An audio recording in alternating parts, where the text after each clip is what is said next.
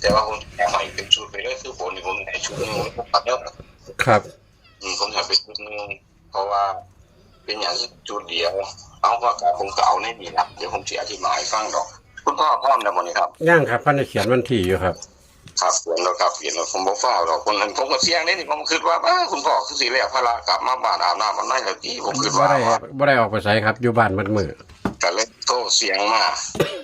อันนี้นี่แหละคุณพ่อย่านเนาะจังไดก็เฮาก็อยากให้มันถือนี่ล่ะหามันรู้ทันก็อยากให้มันออกป้องขาดหลายสันดอก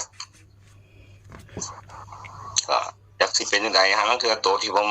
หายไปไหมนี่ฮะมันบ่แม่นเห็นว่ามันเลขว่าท่านออกบ่ทันได้แจ้งจังปางบ่ได้ได้ขอเดี๋ยวนี้ยังมือ8ด้านอยู่พอมันหาเลขออกมันหูจักเลขกว่าหยังดอกโอ้อยู่นี่เลยดอกนะเดี๋ยวนี้ก็มือ8ด้านนั่นล่ะเดี๋ยวนี้ก็ได้แต่ว่าก็ไปทำลายของสูตรล่ะมันผมคิดว่ามันออกมือเดียวกันผมเบิ่งในงวดก่อนเนาะของบ้านเพิ่นกับของบ้านเฮามันออกในมือเดียวกันเนาะคุณพ่อเนาะครับออกมือเดียวกันครับบ้านนี้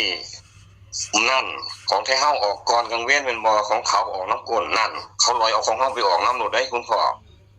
ผมเบิ่งหลายงวดอยู่ย้อนขึ้นไปพุ่นพศหลังๆไอ้พุ่นก็มี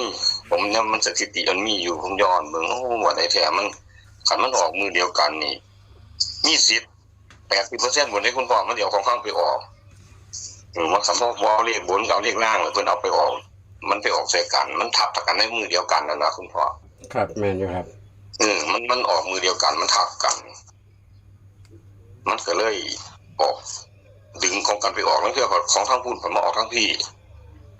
ผมสังเกตเบิ่งว่าเบิ่งตามไทม์ไลน์เก่าเพิ่น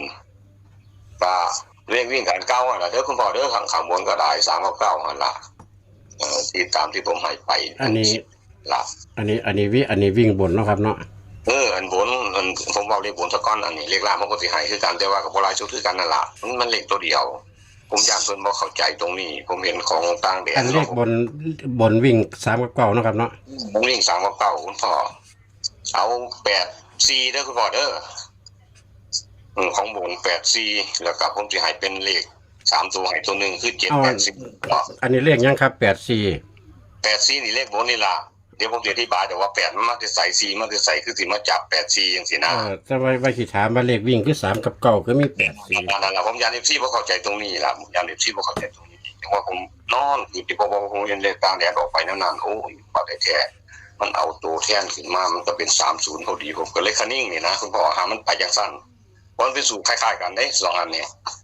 สูตรคล้ายๆกันเพราะว่าสูตรที่ผมเคยให้คุณพ่อว่ามีเลขวิ่งเลขหยังอันนั้นมันผมเอาไว้ซะก่อนแล้วตัวนั้นอันนี้เป็นสูตรใหม่ให้ว่าเป็นสูตรที่มันของต่างแดนมันเข้าบนล่างมาหานะคุณพ่อครับถัดมามันแบบบ่เข้าบนล่างให้ล่ะมันก็อยากลุยอยู่ถ้าผู้บ่เข้าใจสูตรผมก็คือบ่ถูกล่ะผมเอาเลข3หามาเป็นเลขอันตัวกันเนาะคันเอาตัวแทนมาใส่มันสิมี30โหลดนะอยู่ในหันผมเลขคันนิ่งเลขไทยเฮามีตัวเดียวนี่ล่ะคุณพ่อ84เด้อแล้วก็เลข3ตัวคือ784คุณพ่อเอามันเรียกบนนี่ให้หางเดียวนะครับ84หางเดียวครับหางเดียวคันนิ่งหางเดียวนี่ล่ะเพราะว่าส่งทุกท้ายอยู่ในที่ผมให้ไปคลิปก่อนนั่นแต่ว่าเลขวิ่ง3กับ9บ่มีตัวจับใส่บ่ครับนี่อันนี้เดี๋ยวผมสิอธิบายอยู่นี่ล่ะว่า8มันมาแต่ไสคือสิมี8น่ะนะ4มันอยู่ไสคือสิมาจับจังซี่คือ8มันกับ3มันตัวเดียวกันนะคุณพ่อผมสิเอาเขากอดข้อกันเดี๋ยวนี้แต่ว่า3กับ9มันบ่กอดข้อผมสิจับ8กับ4กอดข้อกัน4กับ9เป็นตัวเดียวกันน่ะนะคุณพ่อเข้าใจบ่นี่ครับผมเลยมาจับเป็น84ที่จริงมันก็เป็น39นั่นล่ะคันเอาตามภาษาน่ะนะแต่ว่าผมเอาเงามันมาใส่นะเอาเงามันมาจับเงามันใส่กันน่ะนะผมย่านเพิ่นจับได้39ถ้าเพิ่นมักเลขวิ่งจังซี่นะแต่บัดนี้84เพิ่นสิบ่จับอยู่มันลอยมา84เพราะว่าผมเห็นนั่นเลขต่างแดนมันเป็นจังซั่นน่ะนะก็เลยให้ตัวนี้ล่ะไปแล้วบัดนี้เลข3ตัวก็เป็น784เด้อคุณพ่อเด้อ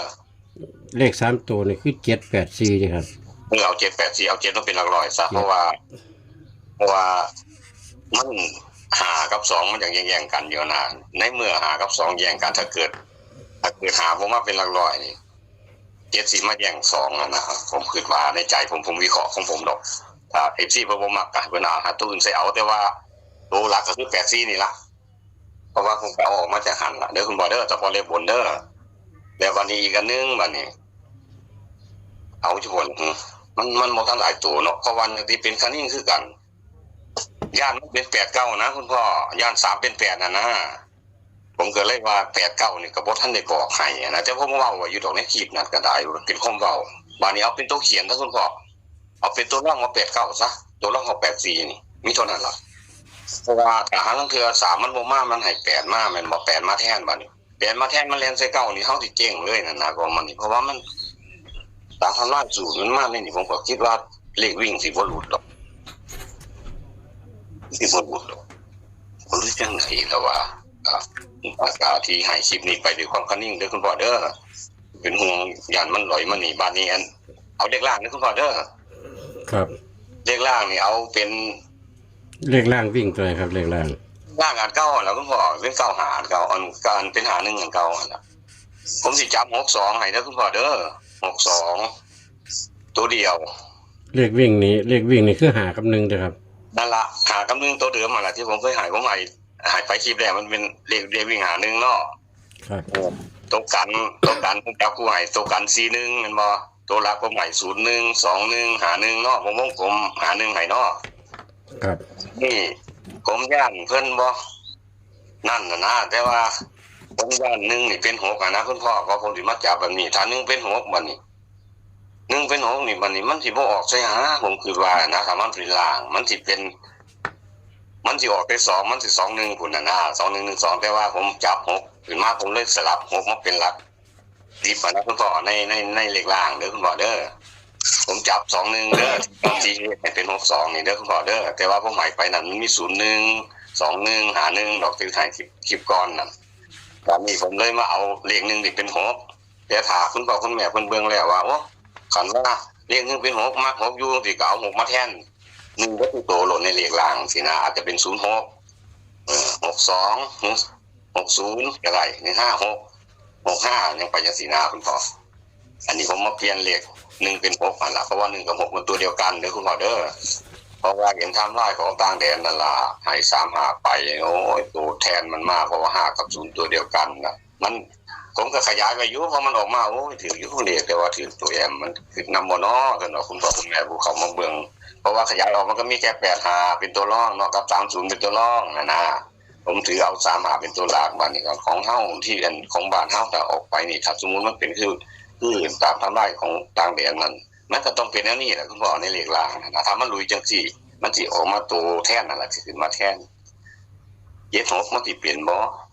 เพราะว่า7กับ2ตัวเดียวกัน7มันมากับ1แล้ว